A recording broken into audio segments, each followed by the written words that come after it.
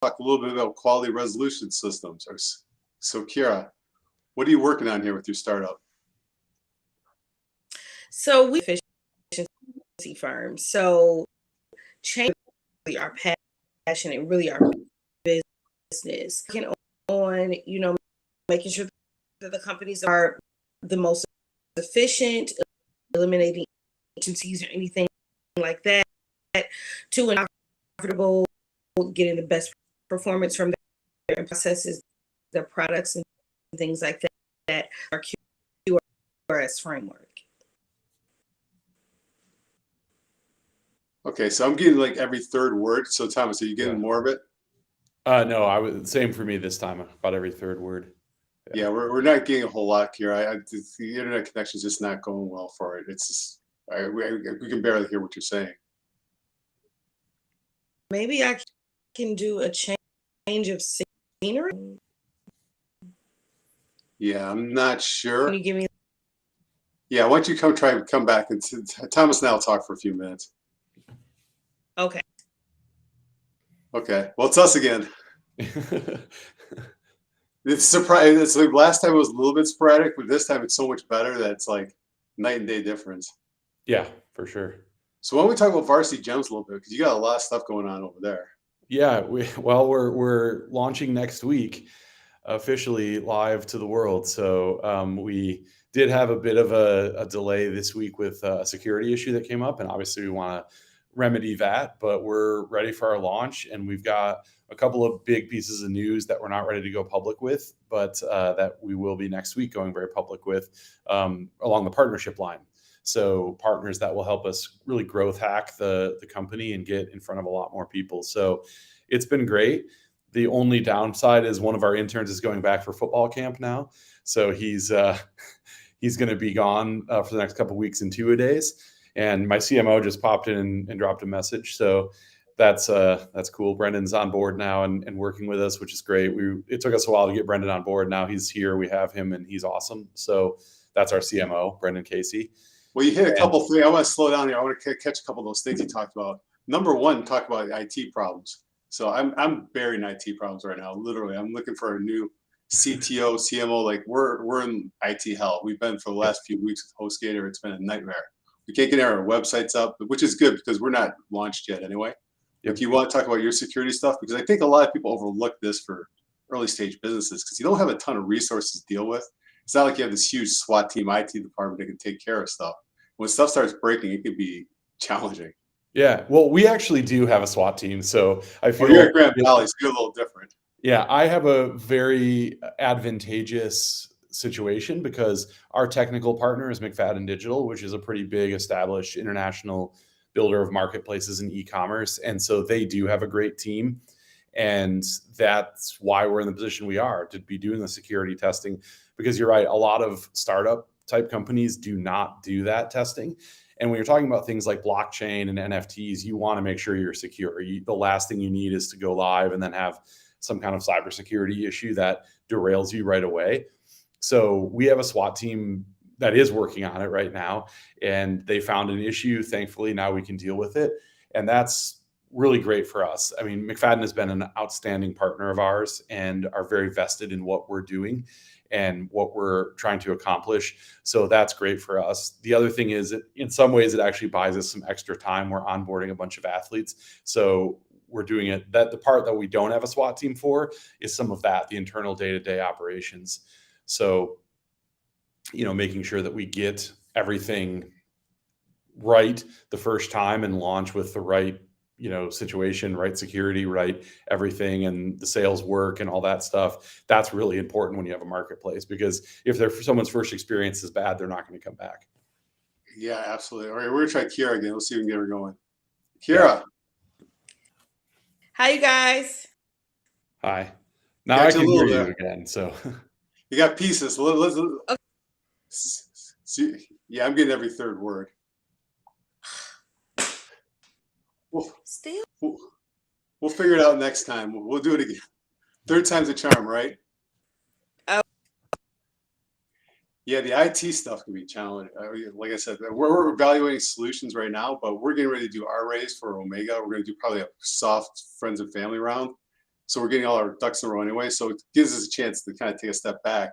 So the timing was good, but it's never fun to deal with that stuff. Right. And it's one of those things that I had worked in cybersecurity previously. So for me, it's near and dear to my heart and it's important. And I think a lot of companies do not look at it and they don't necessarily think they're a target, but they are because they're the perfect targets because they probably aren't investing in the security they need to do. And that's a great place for hackers to go, especially if people are creating accounts and all that stuff. So you want to make sure that you're doing everything you need to do and that your testing is right and that the team is on top of those things. And if you find something that they can fix it. In this case, we found something and it's fixable. That's the great thing is a lot of these are patchable or fixable issues. And once they fix it, then it gives you, the ability to know that you're safe and secure. And cybersecurity at the end of the day is peace of mind is what it is knowing that you can go do your business and not worry about that. Let's talk about your launch because people use the startups, especially talk a lot about launches. And we'll tell you, and we do soft launches all the time. We go scale back, we pause, rinse, repeat. It's like, so what do you mean by a launch next week? So that's when our site's going to go live. We're a marketplace. So right now, if you were to go to our website, there's just a landing page. If you next week, we're on the day of the launch, which will now be Friday, go to it. The marketplace will be live. There'll be NFTs there. There'll be sales happening and activity happening. And we're going to have a pretty good inventory of student athlete NFTs available for people to purchase. So we've been building up to this moment, recruiting the student athletes and building our marketing game plan and so forth to get ready for this launch. We'll be doing some PR and other things, working with Newswire and some other organizations. So, and McFadden, again, has been very helpful with that as well. And then the following week, we're actually going to do a webinar with some of our student athletes that are on board that really represent the top, types of student athletes that we want to work with. And what's great about the launch, we're probably going to do some live streaming with some of those athletes where we put their NFTs up for sale and, talk to them about why they're doing this and why they play their sport and so forth. The great thing about this is it's a great mix of a sports business, sports fandom, helping these student athletes out. And at the end of the day, the athletes we're working with are really top-notch examples of what college students are all about. And we're working with some smaller school athletes who are playing for the love of the game. They're not necessarily playing to get to the NFL or, the pro version of whatever sport they're playing. So it's a great thing. And we're able to plan some cool things that help those student athletes out. And the other big thing is, like I said, next week we'll be announcing a pretty big partnership that I think will really change what we're doing. It not only is growth hacking for our company, but it's the kind of partnership that will be great for student athletes and great for those who want to own NFTs and support student athletes under the new name. Let's stop a second. Let's talk about the environment for college athletes because that rule changed recently. And you're an attorney, obviously. So one of the things we're always cautious about when we get involved in the company is regulatory risk, whether the law is going to change, whether it's cannabis, online gambling, or like NFTs or cybersecurity or crypto. And we dabble in all of them, by the way, but it's like, you talk about like the landmines do you potentially, or you have to navigate in terms of like college athletes getting paid and stuff like that? Yeah, that's a great question. So about a year ago, a little more than a year ago, officially name, image, and likeness went live, which was the rule that allows student athletes to make money off their name, image, and likeness. And it had been a known thing. It was coming down the pike for a while. That this was not catching anyone off guard per se. It happened a little bit more quickly than we thought it would because it was the result of a Supreme Court decision in the Alston case. As schools went live, what this really became, the reason why NIL, as they call it, is great is it helps student athletes cover some of the expenses that they can't cover on their own. And so a typical student athlete, especially if they're an athlete in track and field or some of these other sports that are 2-season or longer, they struggle to work a job and cover those bills, but they're also practicing 20 hours a week, working out outside of practice, have to do their traditional studies. And many of these are high achieving students. So they're not just a student that says, oh, I want to get okay grades. They want to be high achieving and get great grades. So this, unfortunately, the media really latched on to the big time athletes, the kids at the U of M's and the University of Alabama's of the world, which is great. Those are kids that have a chance to go to the pros. They've got great booster systems behind them. In some cases are literally getting paid a monthly stipend to do basic things. The landmines that you run into are you're paying a student athlete. You have to make sure it's not being done as an inducement to recruiting or anything like that, where a student athlete feels that their pay is really, tied to them going to a school. You also have to make sure that it's not tied to their performance or them remaining at that school. So for instance, if you sign a deal that says we'll pay you $500 a month and you're at Michigan State and you transfer to University of Idaho, you still have that deal. They can't say, sorry, that was for Michigan State only. It's we're paying the athlete. And I think the big thing for us is making sure with intellectual property that the student athlete, the images that we're using and the things that we're using aren't somehow infringing upon a school or a creator, such as a photographer's intellectual property, but also making sure that we're getting images that are of a quality that somebody would like to connect. So one of the things we're exploring right now is partnering with schools so that we can use some of their IP. And those conversations have been very positive. The other big landmines are a student athlete does have to notify their athletic department. We want to make that process as easy for them as possible. We do sign contracts with our student athletes. We do make sure that that's incredibly athlete first, because we want this to be about athletes. And our passion is helping the smaller school athletes, the athletes who may not have access to big time NIL deals. They're the ones that don't have full scholarships. They're the ones that most need this. So making sure that we're putting money in their pocket. And our whole team buys into that mission and that vision and really wants to support that. I think the secondary thing that we keep in mind is this is a great way to connect fans and alumni of a program. And when I say fans and alumni, certainly alumni that played a sport, other alumni that just support the school, but also young kids who might be looking up to some of these student athletes. And now they can have something essentially collectible like a digital trading card where they can say, I can support the kid that I go watch. If I go to a Grand Valley State football game on a Saturday, I can actually own something of the kid that I watched make a big sack or throw a great pass. And that's kind of cool for kids to be able to interact that way, especially at the smaller levels where the athletes are more accessible. Yeah, that's great. I love the work you guys are doing there. So the other regulatory thing you're dealing with is NFTs. So Yep. What's going on with NFTs right now in terms of like how you sell them, how you trade them? Like what's the current environment for that? Yeah, I mean, there's a lot of bad press right now around NFTs. What I would say is the big question that we get asked most is around utility of NFTs, and we're not focused as much on utility. We treat ours as essentially like buying a baseball card. It's just that you're buying one that happens to be digital, right?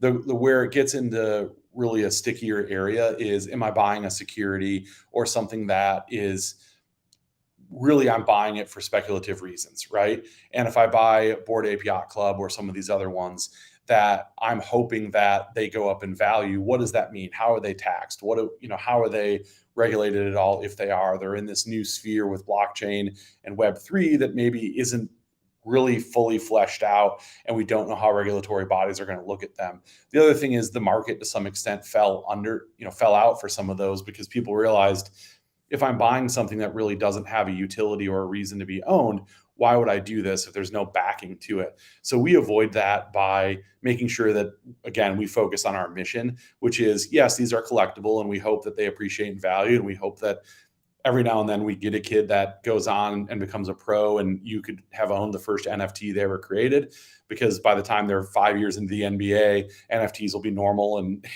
it'll be cool to own the official first one. But really for us, we want to make sure that we focus on the interaction between the athlete and the fan, but also getting money in the pockets of the athlete and making sure that we really focus on that's the benefit here is let's get these student athletes to where they can, take full advantage of the opportunity they have in front of them to make athletics more smooth. Gotcha. Well, very cool. Well, if you want to get involved with this company or any other companies or the accelerator in general, definitely reach out. And you also, if you want to pitch us, or you want to pitch, you have an idea you want to share or put it out there, love to hear from you. If you want to be an investor, potentially show up with me and Thomas. Some other people, we're just the summer we're using this as kind of beta test. We talked about like soft launch, thing like that. So you would consider next week a hard launch for you guys, wouldn't you? Yeah, I mean, we did a bit of a soft test before, and it worked well around March Madness time with specific people, very internally, and we kept it to a very small group. We want to be big and available, and that's how we're going to be able to get some market share. So yes, very much hard launch, and we're anxious but excited. We've put everything into it that we think that we are fully prepared. We don't think we're prepared. We are prepared. We're ready to go. And this is exciting. And our student athletes are ready to go. The team that I have assembled, we're ready to go. And it's going to be fun. And I think this is, of the startups I've been part of, this is the most excited I've ever been. So I cannot wait. That's awesome. So you would say you did a soft launch before, then you paused. Now you're doing a hard launch next week. Yep. Just in case anyone's trying to follow all that. And I mean, I'm a huge believer in that, though. In terms, and one I've said this before, but one of my favorite quotes is by Reid Hoffman, founder of LinkedIn. He says, "If you're not embarrassed by your first version of your software, you launch it too late." And I love that. Yep. Because yeah, I mean, you want to break it and see if it works. The other thing you want to do is, see what kind of response you're going to get, test some of your hypotheses. And, we had the benefit of having research done by Dartmouth College MBA students who were pretty good. So we knew a lot about our market and where we were going before we launched. We did what a good entrepreneur would do, which is, and I think on our last call, we talked a lot about that, know your customer, market.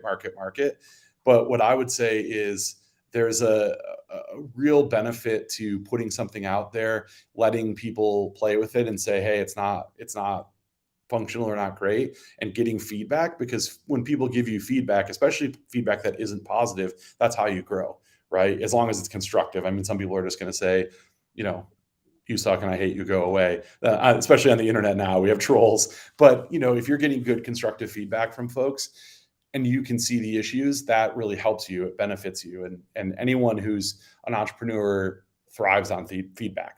They just thrive on it. Yeah, I mean, as an entrepreneur, I mean, it's almost like the man in the arena quote when you talk about that. Like, if you're not out there doing it, you don't have an opinion. The way I look at it anyway, because I mean, it's a gruel. It's a very rewarding lifestyle, but at the end of the day, you have to be willing to take risks. You have to be willing to get your hands dirty. You have to be willing to break things. And yeah, sometimes it's a mess, but that's what market testing is for. That's what pivots are for, and that's what iterations are for. There's lots of words for it, but yeah, the way I like to say like it is category. Yeah, whenever I'm done cooking, my kitchen's a mess, but usually I made something good. So you got to get a little bit messy in the process of making a good cookie. And it's a lot of fun. I mean, to me, it's not a grind anymore at this age. I've done it enough that it's not the grind or the fear. It's the thrill of the succeeding and knowing, okay, if I tweak a little bit. And my team is pretty young. So what's also fun for me is having the experience of working with young people, especially since a big cohort of who we're working with, student athletes, are young people. And it's a whole different ball game. I'm twice as old as some of these people.